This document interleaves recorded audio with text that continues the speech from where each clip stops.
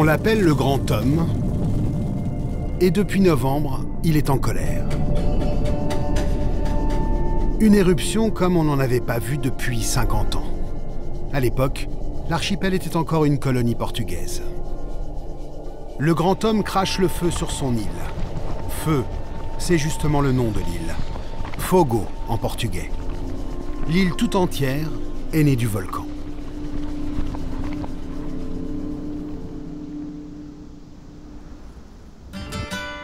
Mais ce n'est pas l'enfer sur Terre. Fogo est un petit paradis. Tout pousse à l'ombre du grand homme. Malgré les risques, les habitants de l'île veulent rester. Voici quelques-uns de ces indéracinables. Alcindo d'abord, guide et paysan, c'est l'insoumis. Et ses frères, Juan, le sentimental, Pirina, l'impassible, Zé, le philosophe, sans oublier l'oncle Moïsis, toujours d'accord. Yes. C'est l'oncle Yes.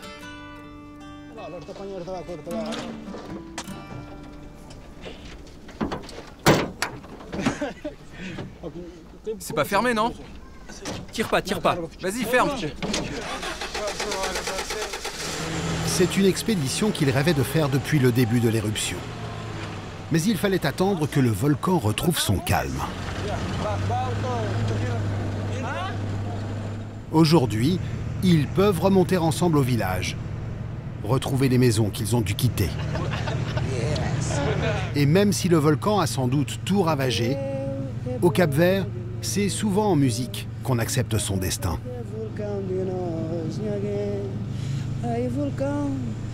On est presque arrivé.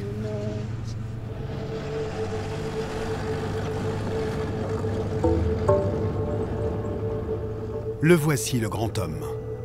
Un cône de 2800 mètres de haut. À chaque fois que j'y reviens, je ressens le soulagement et le bonheur d'être enfin chez moi. La température, le paysage, le volcan, tout est magique.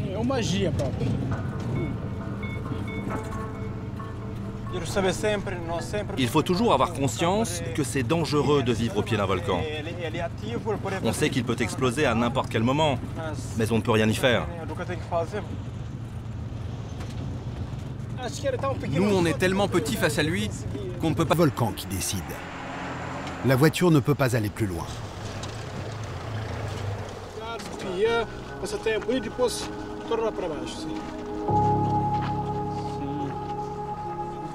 Voici la coulée qui a chassé Alcindo et ses frères.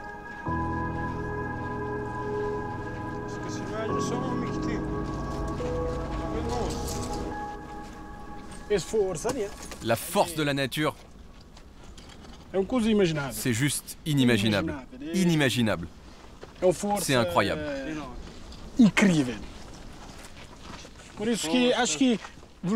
Et j'aime bien me dire que nous aussi, on a cette force. Et que c'est le volcan qui nous la donne.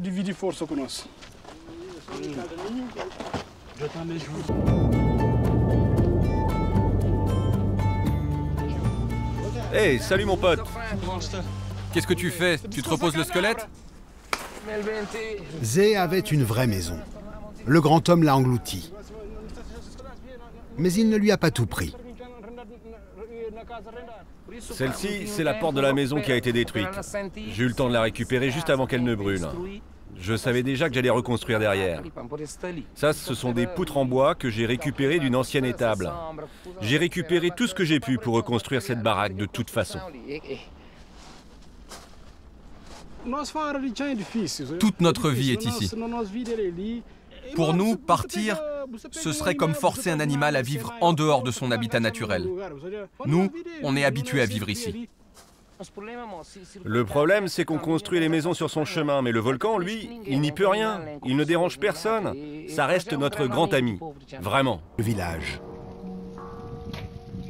Lentement, mais inexorablement, elle a englouti les maisons les unes après les autres, avant de s'essouffler quelques dizaines de mètres plus loin.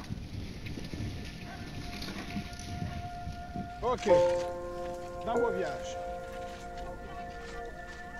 Depuis, les gens reviennent pour ramasser les dernières récoltes, récupérer un meuble ou un souvenir.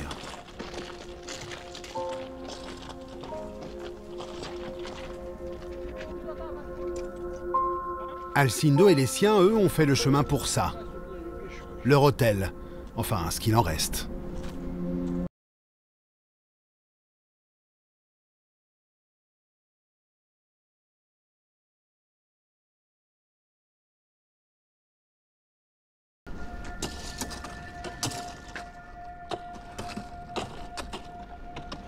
La famille avait mis 10 ans à construire l'hôtel.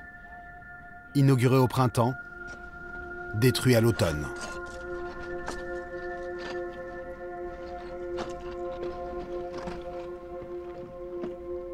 Parfois, je me dis que ce sont des choses qui arrivent. Mais c'est dur de voir l'endroit où on a passé les meilleurs moments de notre vie détruit comme ça. C'est triste.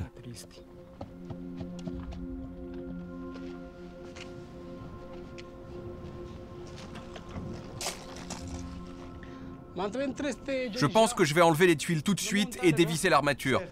Parce que s'il pleut, le bois va prendre la pluie et ça va s'abîmer. Oui, t'as raison.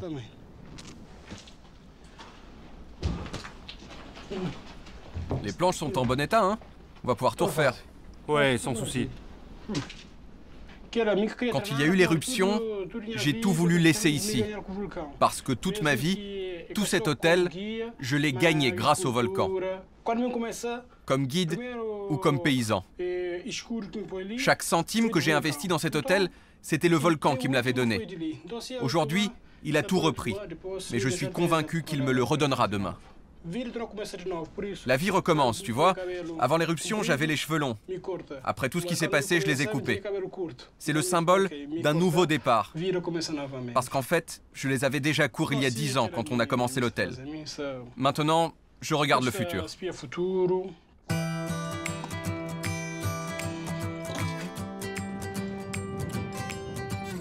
Alcindo et les siens se sont déjà attaqués au chantier.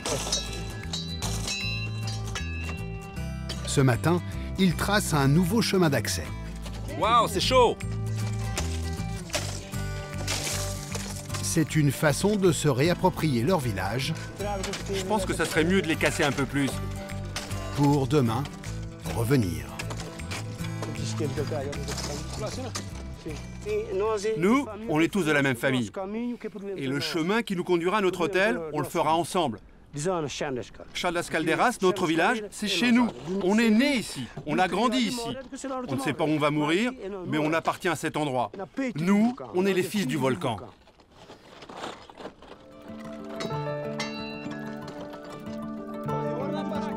Ce soir, les fils du volcan vont dormir sur place, dans cette sorte d'igloo en pierre de lave.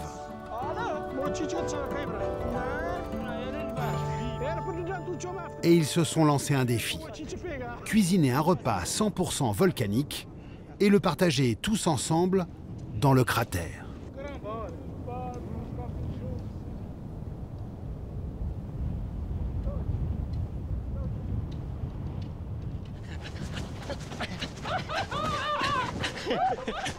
Tout va dépendre de la cueillette. Même si, ici, les champs sont des champs de lave.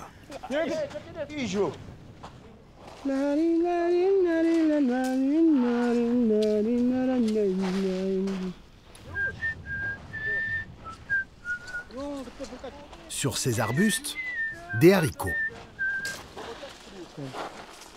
Mais c'est sous la terre que se trouve le plat de résistance, le manioc.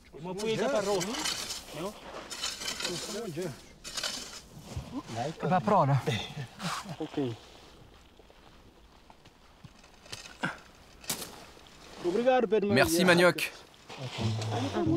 Nos cueilleurs vont avoir un réflexe de paysan.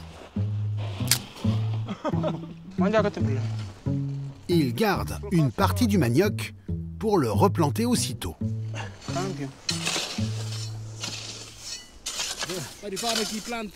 On voit qu'ici les plantes se développent plus vite. Elles sont plus vigoureuses qu'ailleurs. On a même plus de récoltes. Ça, c'est de la bonne terre. Les cendres volcaniques agissent comme un isolant. Elles empêchent l'eau de s'évaporer. C'est pour ça que quand on creuse, le sol en dessous est toujours humide.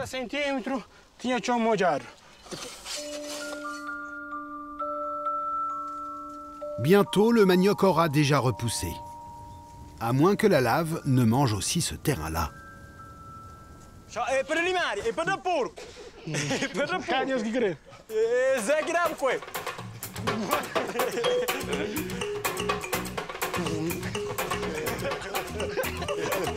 Comment peut-on rester léger quand on vit sur un volcan?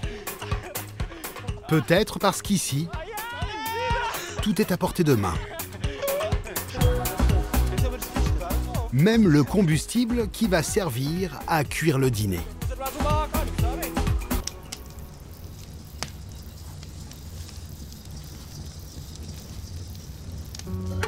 Au menu ce soir, farandole de manioc, avec ses haricots du volcan et son poulet à la braise. Il y aura même du café, un autre cadeau du volcan, torréfié sur place. Alors Moïse, tu commences pas à manger? Tranquille, tranquille. On peut dire que le volcan est un deuxième dieu, parce qu'il nous donne tout. Il suffit d'avoir un peu de force et un peu de courage pour en profiter. On peut vivre bien ici. Au Cap-Vert aussi, tout finit par des chansons.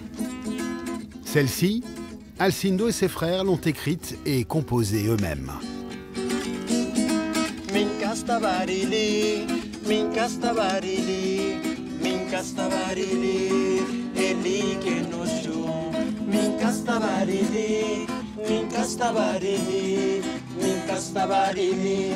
Ele que nos show, mas o povo está ali. Nunca carrega no coração, está na cadeira de nós. Nunca estava ali, nunca estava e sabe. Chama mais bonito, uma natureza que já respira, como prefere na buchão.